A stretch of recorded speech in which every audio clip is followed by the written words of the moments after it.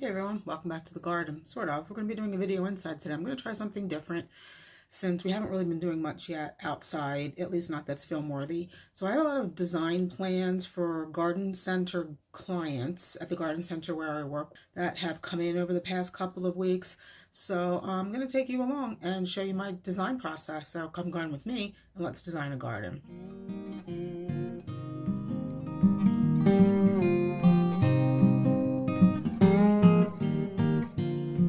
So the plants that we get in for the garden center where I work are mostly small space gardens. If we have anything that's really, really big or then involves a lot of hardscaping, we'll give that design over to the landscaping division. The designs that we do, that I do at the garden center, are for small space gardens. Maybe somebody just wants one of their foundation beds rehabbed, or maybe somebody just had a new patio put in and it's a small patio and they need some landscaping around it, or maybe they just want some of their beds refreshed. So they'll send us a picture, give us all of the pertinent information as far as which direction of the garden this bed faces. Like, does it face northwest, south, east, part sun, part shade? Do they have a lot of deer or rabbit pressure? Are there special requirements? Like, do they want low maintenance plants? Do they want natives? What else? Just kind of all of the relevant information. Is it stuff, do they want a low maintenance garden? Or are they willing to put in some extra time as far as maintenance? So once all of that information comes in and we get some pictures of the space, I load the picture that I think is the best representation and that will allow me to design a garden plan appropriately into the garden design software. And then I just put plants in. Sometimes I'll walk the garden center with the clients. It depends. Some of them are actually pretty far away. So we'll just have maybe a phone consultation. But if they do come into the garden center, then we can walk around, see, are there any plants that catch their eye? Or, I'll recommend plants based on the site requirements. So I have a small garden plan to design for a client that they had a new front walkway installed and it's a little bit curvy. They're willing to extend the beds a little bit if they need to. So I'm just kind of putting together a quick plan because I have not yet met with this client, and they had a lot of detail when they sent in their pictures and answered their questions. So I'm going to meet with them, and I'm hoping to actually meet with them at their property so I can actually see the landscape beds that I'll be designing for them. But I at least can put together a quick plan now based on what they answered in the questionnaire. So I'm going to take you along with that. So all I do is, this is the standard background that comes with this design software, but since I want to upload my own software, I'm going to go over on click the three dots and I'm going to say change the scenery or my image's background, either one, it doesn't really matter. And I am going to go over and pull their picture that I saved on my laptop into this software. You can see I've already marked it up as far as how big it is. I'm actually, we'll get to that. So then you have to kind of decide how big a person standing next to this bed would look. And this really doesn't help me much at all, so I don't really spend much time on that. But you can see here I marked up this particular bed is 4x4. This one is only 34 inches, and they said they were open to expanding it. So I am going to have them come out at least another foot. A 34-inch bed is really kind of narrow, so I'm gonna have them extend this a little bit. And even the one out front here, they have these 3 rhododendrons, which they want to keep, but they also want some color under here. This bed's 10 feet long. From here to here is 32 inches, and this bed faces northwest. So it's going to get a lot of wind in the winter, and it doesn't get sun until late afternoon, but it gets full on hot sun. When they say late afternoon, I'm going to guess from 4 to 5 onward. That's one reason why I want to meet with this client, because I actually want to get some of my questions answered. But anyway, here is the bed. So in order to make this a little less distracting, I took out all of my measurements. So now I really just start dragging in plants based on what it is the client wants. One of the first things to note here is I was told that the beds do retain a little bit of moisture, primarily I'm guessing because they have downspouts directed. So right here, and there's no place for this to drain, but that's another question that I want to get answered. Do these downspouts just drain into these stones? Or are there some kind of drainage boxes under here? I'm guessing not, but I still want to get that question answered. So, again, I'm going to have them extend this bed. So what I did is I came out first a little bit more mulch. You can see where the bed is going to be. Keep that little bit of curve. So it doesn't need to be perfect. So this client mentioned in the email that they send in with their details that in this bed they originally had some Hugendorn hollies and some hosta, which is another reason why I want to meet with them and get that question answered. Hugendorns and hostas have different growing conditions. So again, I want to get the light right here. I want to know exactly where the sun's coming from, especially in the growing season, and how many hours of full sun that this landscape bed receives, because like I said, Hugendorn hollies and hosta, completely different growing conditions, and I want to make sure I'm putting the right plants in for what conditions this particular garden bed has. So let's go pick some plants for what I think they need in this bed. Oh, and they also mentioned where there's I think there's 3 or 4 rhododendrons. They do want something under there for color. They were open to planting some annuals. That's something they're going to have to do every year. And if they want a low maintenance bed, I'd rather put something in there that will handle some of the moisture I think they're going to get from that one downspout, flower in the spring, and provide a little bit of color in the fall. They also mentioned on the edge of the bed they wouldn't mind a retaining wall. Now that's not something the garden center is going to sell. We don't sell stones for retaining walls, but they did say if that's something they're willing to do, I at least want to put the picture of a retaining wall in there so that they can see what that would look like. So let's get started. And they also mentioned that something ate their hostas before they dug them out. So that's something to consider. It was probably deer. So I'm going to try to do as much deer resistant plants that I can do in here.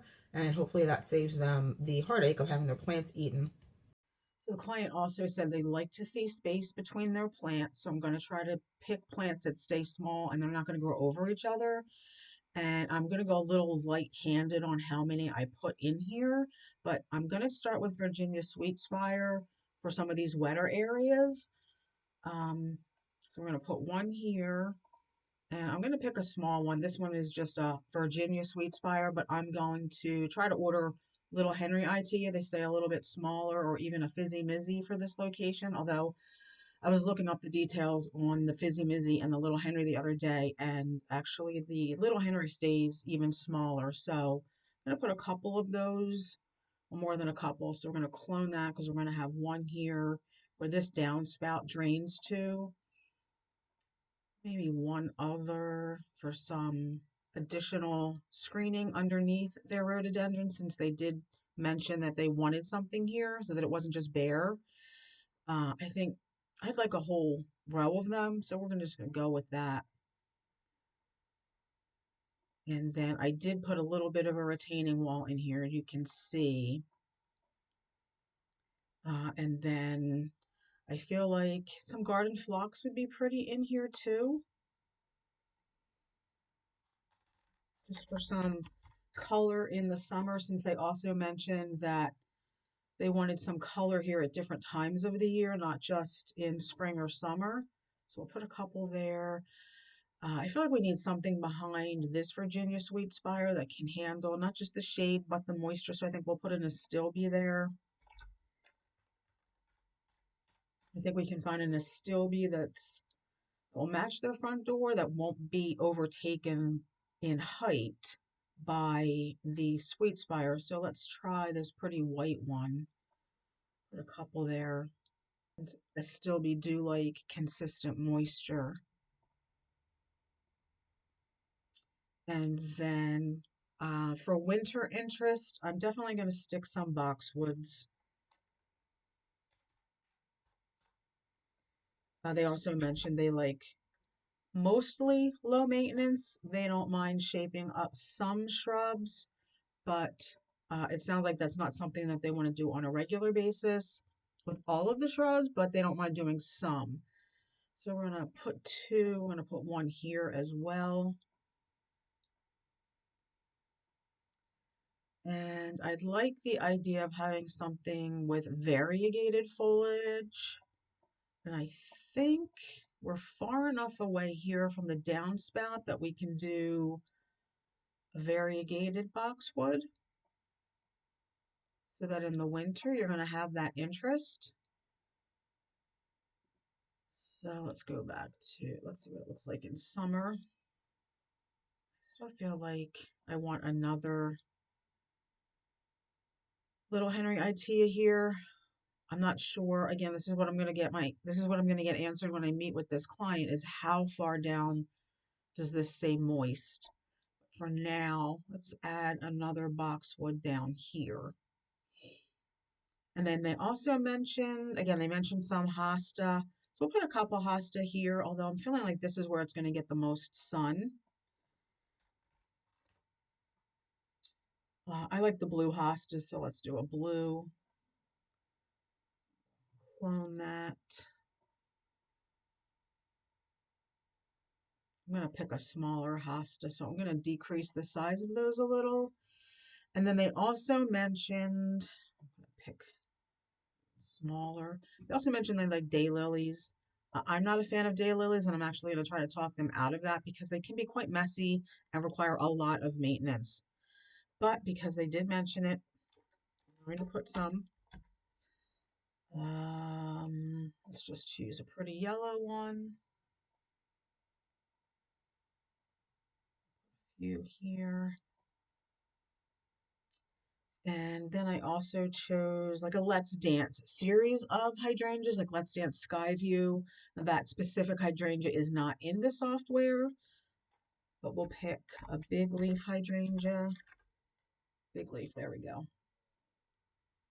So we'll put two. The Let's Dance Skyview is about a 3 by 3.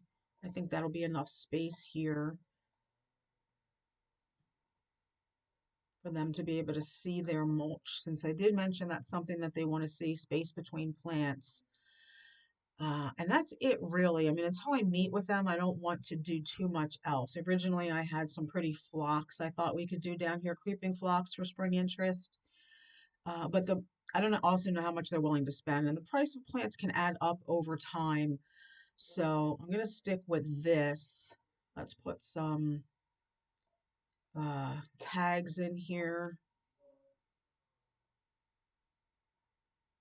and then see what it looks like in different seasons.